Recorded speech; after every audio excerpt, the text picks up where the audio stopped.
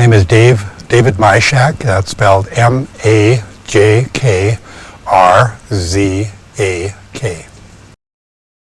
Some of the accomplishments of Pigolid are: Pigolid got started, as I recall, as an effort to probably get more people involved with the management of the lake and issues that tied to the lake. We had some AIS concerns with Eurasian water milfoil and things like forest tent caterpillars and things like that.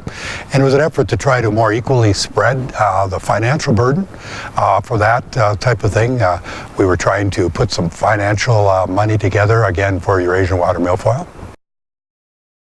Pigolid is, maybe the best way to describe it is a tax and is a government authorized tax and spend group, and we follow the rules of Otter Tail County and the state, where the association is an at-will organization of people who just choose to join and pay membership dues, where Pigolid has the ability to tax the property owners within a certain number of feet of the shoreline of the lake and to tax them at a rate that's fair for everyone. The tax dollars are then decided by the Pigolid board. Once the board sets up a schedule of projects and things to do for the year, then they set the tax rate that's needed to cover those expenses for the year. Having the Lake Improvement District there, again, make sure that everybody participates and they have a right to put input in and be on the board and to help make decisions, but then everybody pays equally for that, for whatever it is we decide to do as a group. Well, the community supported Pigolid from the beginning right away with our county commissioners agreeing to do this. It was pretty new in the state at that time. In fact, I think that Kermit Bai and some of the early people involved actually went to the state legislature and got the state government involved, and then the county government supported us as well. And at that point, I don't believe there was much objection to it at all. People wanted to make sure that things got done for the lake and got done well, and by, again, equally sharing the costs of those decisions amongst all the taxpayers, it seemed like the fair and the correct thing to do.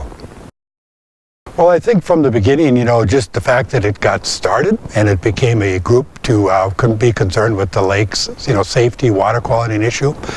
And there's some not small projects, but some of the specific projects like the AIS, Aquatic Invasive Species.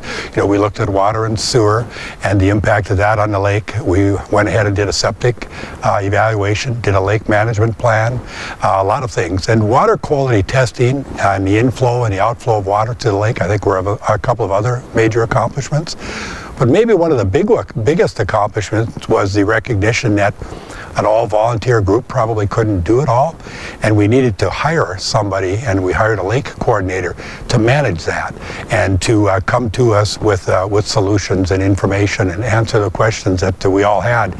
The Lake Association and the lake ownership is people, business people, working people that are busy as well, and to get the volunteer hours out of everyone is difficult. But by hiring a lake coordinator, we again took everybody's resources, and we then had a professional come in and help us with those issues that we needed to have looked at. What I would offer for future advice for Pigolid is to continue, I think, to try to do things that are good for the overall benefit of everybody who uses the lake. Water quality, safety, those type of issues. We hear a lot about the greatest generation, our fathers, who took such good care of us, I guess, when you go back to the world wars and things. But I'd like our kids and our grandkids to look at this generation and have them say, boy, they took to heart, environmental issues, safety issues, and issues regarding the protection of the lake. It's so important, I think, for the kids and grandkids. This is a resource that's not easily replaced, and once it changes forever. So we need to be very careful what we do.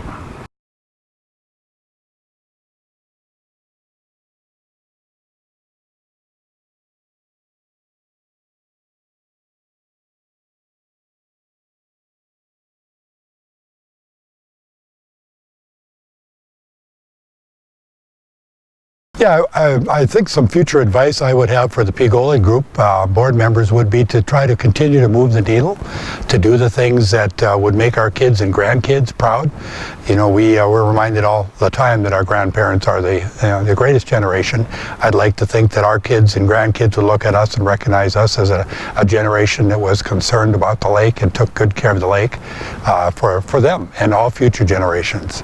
So I think that I would encourage, again, P-GOLD members to do things a little bit outside of the box, try to move that needle and make things happen.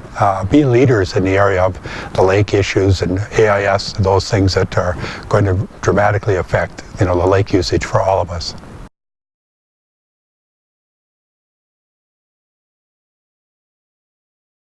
Yeah, one of the biggest concerns I have is one thing: once things change, they change forever. So a challenge for P-GOLD is to make sure that we watch those things and that we don't let things change that we'll regret forever.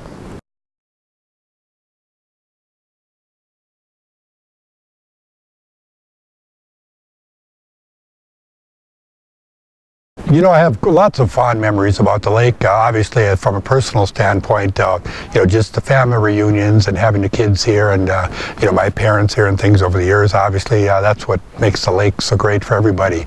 But as far as P-GOLD, Kermit Bai, one of the very first board members and federal judge, Kermit Bai has done a great job getting it started. And one of the things he was very proud of was unanimous votes. At the beginning, pretty much all the votes that he had was a unanimous vote in support of, the P-GOLD effort, whatever they were, the budget and things at the time. So that's something that I remember. It's very, very neat that we had that in the beginning, and Kermit was so proud of that, and rightfully so.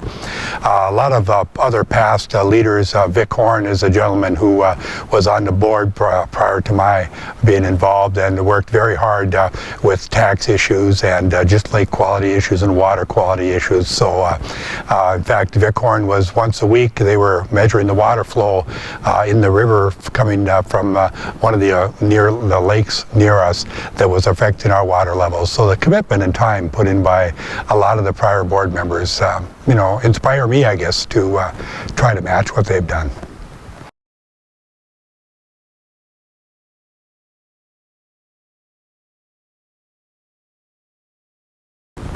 I think one of the messages I would give to people with the Lake Improvement District, there's been some recent controversy over whether it's another layer of government and whether it's the right thing to do with some of the other lakes. And I think that other lakes have looked to us and actually have understood what it's done for us. And while it is another layer of government and it's potentially another tax line on your tax statement, it's something that you are controlling. It's controlling directly what's happening to your lake. So I think that lake improvement districts are a good thing, and it's part of your tax dollars, but you also control what they go towards and directly for lake-related issues. I think it's a great thing to do.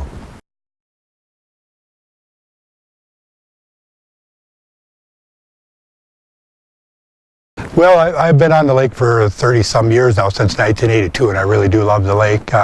It's a lot of tremendous family memories for myself. Coming from North Dakota, we didn't have, lakes like this, and a nice, quiet and beautiful scenery and things like that. So it's a special thing to have a lake place like this.